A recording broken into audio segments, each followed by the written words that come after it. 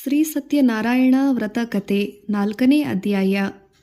ಸೂತರು ನಂತರ ಹೀಗೆ ಹೇಳಿದರು. ಅನಂತರದಲ್ಲಿ ಆ ವರ್ತಕರು ಸ್ವಸ್ಥಿಸ್ತವಾಗಿ ಪೂರ್ವಕವಾಗಿ ಇಷ್ಟದೇವತಾ ಪ್ರಾರ್ಥನೆ ಮಾಡಿ ಬ್ರಾಹ್ಮಣರಿಗೆ ದಕ್ಷಿಣಾದಿ ಕೊಟ್ಟು ತಮ್ಮ ಪಟ್ಟಣಕ್ಕೆ ನಾವೆಯಲ್ಲಿ ಹೊರಟರು. ಸತ್ಯನಾರಾಯಣ ಸ್ವಾಮಿ ವರ್ತಕರನ್ನು ಮನಸ್ಸನ್ನು ಪರೀಕ್ಷಿಸೋಣ ಎಂಬ ಮನಸ್ಸಿನಲ್ಲಿ ಒಬ್ಬ ಸನ್ಯಾಸಿ ರೂಪದಲ್ಲಿ ಬಂದು ಕಾಣಿಸಿಕೊಂಡು, ನಿನ್ನ ಹಡಗಿನಲ್ಲಿರುವುದು ಏನಿದೆ ಎಂದು ಕೇಳಿದನು. ಆ ಮಾತನ್ನು ಕೇಳಿ ಆ ವರ್ತಕರಿಬ್ಬರು ಮಂದಾಧಾರರಾಗಿ ಪರಿಸ್ಥಿತಿಯಲ್ಲಿ ನಕ್ಕು, ಎಲೆ ಸನ್ಯಾಸಿಯೇ, ನೀನು ಹಾಗೆ ಕೇಳಲು ಕಾರಣವೇನು? ನಮ್ಮಲ್ಲಿರುವ ಹಡವನ್ನು ಅಪಹರಿಸಬೇಕೆಂದು ಅಪೇಕ್ಷಿಸುತ್ತಿರುವೆಯಾ?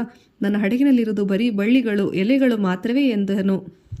ತೀಕ್ಷ್ಣವಾದ ಆ ಮಾತನ್ನು ಕೇಳಿದ ಆ ಸನ್ಯಾಸಿಯು, ನಿನ್ನ ಮಾತು ನಿಜವಾಗಲಿ ಎಂದು ಹೇಳಿ ಕೂಡಲೇ ಅಲ್ಲಿಂದ ಹೊರಟು ಕೊಂಚ ದೂರ ಹೋಗಿ ಸಮುದ್ರ ತೀರದಲ್ಲಿ ನಿಂತನು. ಆ ಸನ್ಯಾಸಿಯು ಹೋದ ನಂತರ ವರ್ತಕನು ತನ್ನ ನಿತ್ಯ ಕರ್ಮವನ್ನು ಮುಗಿಸಿಕೊಂಡು ಬಂದು ನೋಡಲು ಹಡಗು ಮೊದಲಿನಂತೆ ಮೇಲಕ್ಕೆ ತೇಲಿಕೊಂಡಿದ್ದನ್ನು ಗಮನಿಸಿದನು. ಆಶ್ಚರ್ಯಪಟ್ಟು ಒಳಹೊಕ್ಕು ನೋಡಲು ಅಲ್ಲಿ ಬಳ್ಳಿ ಮತ್ತು ಎಲೆಗಳು ತುಂಬಿರುವುದನ್ನು ನೋಡಿ ಮೂರ್ಛೆ ಹೊಂದಿ ನೆಲದ ಮೇಲೆ ಬಿದ್ದನು. ನಂತರ ಕೊಂಚ ಸಮಯದಲ್ಲಿ ಸ್ಮೃತಿ ಪಡೆದು ಬಹಳ ಚಿಂತಾಗ್ರಸ್ತನಾಗಿ ಆ ಅಳಿಯನ ಮಾವನು ಕುರಿತು ಹೀಗೆ ಚಿಂತಿಸಿ, ಫಲವೇನು? ಸನ್ಯಾಸಿಯ ಶಾಪದಿಂದ ಹೀಗಾಗಿರಬೇಕು. ಈ ಶಾಪ ವಿಮೋಚನೆಯು ಆತನಿಂದಲೇ ಪರಿಹಾರವಾಗಬೇಕು ಎಂದು ಹೇಳಿದರು. ಆದುದರಿಂದ ಆತನನ್ನೇ ಶರಣು ಹೋಗೋಣ, ಆತನಿಂದ ತಮ್ಮ ಇಷ್ಟಾರ್ಥಗಳು ಕೈಗೂಡುವುದು ಎಂದು ಹೇಳಲು ಆ ವರ್ತಕನು ಅಳಿಯ ಸಹಿತ ಸನ್ಯಾಸಿಯ ಬಳಿಗೆ ಬಂದು ಸಾಷ್ಟಾಂಗ ನಮಸ್ಕಾರ ಮಾಡಿ ತಮ್ಮಿಂದ ಅಪರಾಧವನ್ನು ಕ್ಷಮಿಸಿ ಆಶೀರ್ವಾದ ಬೇಕೆಂದು ಅತಿ ವಿನಯದಿಂದ ಬೇಡಿಕೊಂಡನು. ಪದೇ ಪದೇ ನಿನಗೆ ಒದಗುತ್ತಿರುವ ಸಂಕಷ್ಟಗಳು ನನ್ನ ಇಚ್ಛೆಯಿಂದಲೇ ಎಂದು ಹೇಳಿದ. ಈ ಮಾತನ್ನು ಕೇಳಿ ವರ್ತಕನು, ಸ್ವಾಮಿಯೇ, ಬ್ರಹ್ಮಾದಿ ದೇವತೆಗಳೇ ನಿನ್ನ ಮಾಯೆಯಿಂದ ಮೋಹಿತರಾಗಿ ನಿನ್ನ ಗುಣಗಳನ್ನು, ನಿನ್ನ ಸ್ವರೂಪವನ್ನು ತಿಳಿಯಲು ಸಾಧ್ಯವಿಲ್ಲ. ಇದೇ ಮಹದಾಶ್ಚರ್ಯವೋ? ಹೀಗಿರಲು ಕೇವಲ ಅಜ್ಞಾನನಾದ ನಾನು ನಿನ್ನನ್ನು ಹೇಗೆ ಅರಿಯಲು ಸಾಧ್ಯ? ನಮ್ಮ ಅಪರಾಧಗಳನ್ನು ಮನ್ನಿಸಿ ಕೃಪೆ ಮಾಡು. ನನಗಿರುವ ಸೌಕರ್ಯಗಳನ್ನು ತಕ್ಕಂತೆ ನಿನ್ನನ್ನು ವೈಭವದಿಂದ ಪೂಜಿಸುವೆ. ಪ್ರಸನ್ನನಾಗು ಸ್ವಾಮಿ ಎಂದು ಬಹುವಿಧಿಯಾಗಿ ಭಯಭಕ್ತಿಯಿಂದ ಸ್ತೋತ್ರ ಮಾಡಿದನು.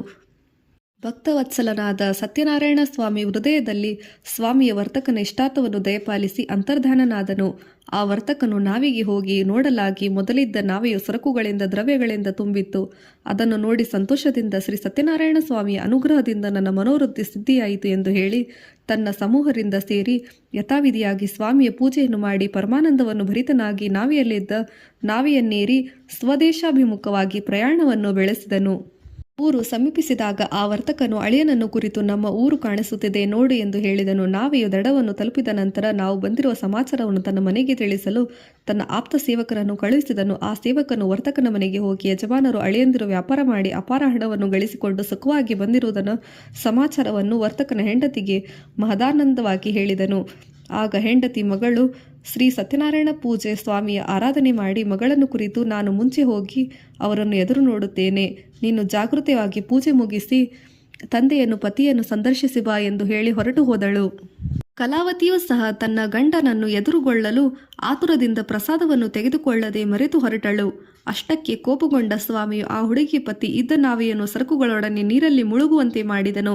ಕಲಾವತಿಯು ತನ್ನ ಗಂಡನನ್ನು ಕಾಣದೆ ಬಹಳವಾಗಿ ರೋಧಿಸುತ್ತಾ ಭೂಮಿಯಲ್ಲಿ ಬಿದ್ದಳು. ಈ ಪ್ರಕಾರವಾಗಿ ಹಡಗು ಮುಳುಗಿ ಹೋದದ್ದನ್ನು ಎಲ್ಲರೂ ಕಂಡು ಭಯಭ್ರಾಂತರಾಗಿ ಹೋದರು. ಹಡಗು ನಡೆಸುವವರು ಕೂಡ ಇದೇನಾಶ್ಚರ್ಯ, ಇದ್ದಕ್ಕಿದ್ದಂತೆ ಹಡಗು ಮುಳುಗಿತಲ್ಲ ಎಂದು ಯೋಚಿಸುತ್ತಿದ್ದರು. ಆಗ ಲೀಲಾವತಿಯು ಅಳುತ್ತಿದ್ದ ಮಗಳ ಅವಸ್ಥೆಯನ್ನು ಕಂಡು ಚಿಂತಾಗ್ರಸ್ತನಾಗಿ ಇದ್ದ ತನ್ನ ಪತಿಯನ್ನು ಕುರಿತು, ಇದುವರೆಗೂ ಸುಖವಾಗಿದ್ದ ಅಳಿಯನ ಇಷ್ಟರಲ್ಲಿಯೂ ನಾವೆಯೊಡನೆ ಅದೃಶ್ಯವಾಗಿದ್ದು ಹೇಗೆ ಎಂದು ವಿಚಾರಿಸಿದಾಗ, ಯಾವ ದೇವರ ತಿರಸ್ಕಾರದಿಂದ ಹಡಗು ಅಪಹರಿಸಲ್ಪಟ್ಟಿತು ತಿಳಿಯದು. ಸತ್ಯನಾರಾಯಣ ಸ್ವಾಮಿಯ ಮಹಾತ್ಮೆಯ ಅದು ಅರಿಯಲು ಯಾರಿಗೂ ಸಾಧ್ಯವಿಲ್ಲ ಎಂದು ಹೇಳಿ ಮಗಳನ್ನು ಅಪ್ಪಿಕೊಂಡು ಅತ್ತಳು. ಅಲ್ಲಿದ್ದವರೆಲ್ಲ ಅಳುತ್ತಿದ್ದರು. ಆಗ ಕಲಾವತಿಯು ಪತಿಯು ಗತಿಸಿದ ಬಳಿಕ ತಾನಿರಕೂಡದೆಂದು ಪತಿಯ ಪಾದುಕೆಗಳನ್ನು ತೆಗೆದುಕೊಂಡು ದುಃಖಿಸುತ್ತಿದ್ದಾಗ ಆ ಪಾದುಕೆಗಳೊಡನೆ ಸಹಗಮನ ಮಾಡಲು ಉದ್ಯುಕ್ತಳಾದಳು. ಆ ವರ್ತಕನು ತನ್ನ ಮಗಳ ಕೃತ್ಯವನ್ನು ನೋಡಿ ವ್ಯಸನದಿಂದ ಬಹಳ ನೊಂದವನಾಗಿ ಪತಿಯೊಡನೆ ತಮ್ಮ ಅಳಿಯನನ್ನು ಸತ್ಯನಾರಾಯಣನಿಂದ ಅಪಹರಿಸಲ್ಪಟ್ಟಿರಬಹುದೆಂದು, ನಾನು ಆತನ ಮಾಯೆಯಿಂದ ಭ್ರಾಂತನಾಗಿದ್ದೇನೆ ಎಂಬುದಾಗಿ ಆಲೋಚಿಸಿ ತಾನು ಸತ್ಯನಾರಾಯಣ ಸ್ವಾಮಿಯ ವ್ರತವನ್ನು ಮಾಡುವೆನೆಂದು ಹೇಳಿ ಸತ್ಯನಾರಾಯಣನನ್ನು ಧ್ಯಾನಿಸುತ್ತಾ ಬಾರಿ ಬಾರಿ ದಂಡ ಪ್ರಣಾಮವನ್ನು ಮಾಡಿದನು. ಭಕ್ತವತ್ಸಲನಾದ ಸತ್ಯದೇವನು ದೀನದಯಾಪರನು ಅಷ್ಟಕ್ಕೆ ತೃಪ್ತಿ ಹೊಂದಿದನು. ಈ ಮಾತನ್ನು ನುಡಿದನು. ಎಲೆ ವರ್ಣಿಕನೇ, ನಿನ್ನ ಮಗಳು ತನ್ನ ಗಂಡನನ್ನು ಕಾಣಲು ಆತುರದಿಂದ ನನ್ನ ಪ್ರಸಾದವನ್ನು ತಿರಸ್ಕರಿಸಿ ಉತ್ಸಾಹದಿಂದ ಗಂಡನನ್ನು ಎದುರುಗೊಳ್ಳಲು ಬಂದ ಕಾರಣ ಆಕೆಯ ಪತಿಯು ಅದೃಶ್ಯನಾಗಿರುವನು. ಇದು ಸತ್ಯ. ಈಗಲೂ ಆಕೆಯು ಮನೆಗೆ ಹೋಗಿ ಪ್ರಸಾದವನ್ನು ಸ್ವೀಕರಿಸಿ ಬಂದದ್ದೇ ಆದರೆ ಸಂದೇಹವಿಲ್ಲ ತನ್ನ ಗಂಡನನ್ನು ಹೊಂದುತ್ತಾಳೆ.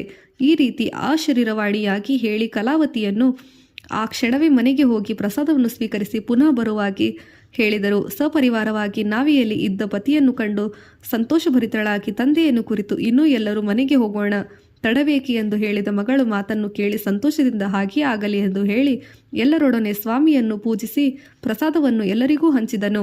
ತತ್ಕಾಲವಾಗಿ ಪ್ರತಿ ಪೌರ್ಣಿಮೆ ಮತ್ತು ಸಂಕ್ರಮಣ ದಿನದಲ್ಲಿ ಯಥಾಶಕ್ತಿ ಶ್ರೀ ಸತ್ಯನಾರಾಯಣ ಸ್ವಾಮಿಯನ್ನು ಪೂಜಿಸುತ್ತಿದ್ದ ಇಹಲೋಕದಲ್ಲಿ ಸಮಸ್ತ ಸುಖಗಳನ್ನು ಅನುಭವಿಸಿ ಅಂತ್ಯಕಾಲದಲ್ಲಿ ಸತ್ಯಲೋಕವನ್ನು ಹೊಂದಿದರು ಎಂಬಲ್ಲಿಗೆ ಸ್ಕಾಂದ ಪುರಾಣ ರೇವಾಖಂಡದಲ್ಲಿ ಶ್ರೀ ಸತ್ಯನಾರಾಯಣ ಶ್ರೀ ವಿಷ್ಣು ನಾರದರ ಸಂವಾದ ರೂಪವಾದ ಶ್ರೀ ಸತ್ಯನಾರಾಯಣ ವ್ರತ ಕಥೆ 4ನೇ ಅಧ್ಯಾಯವು ಸಮಾಪ್ತಿ. ಶ್ರೀಕೃಷ್ಣಾರ್ಪಣಮಸ್ತು.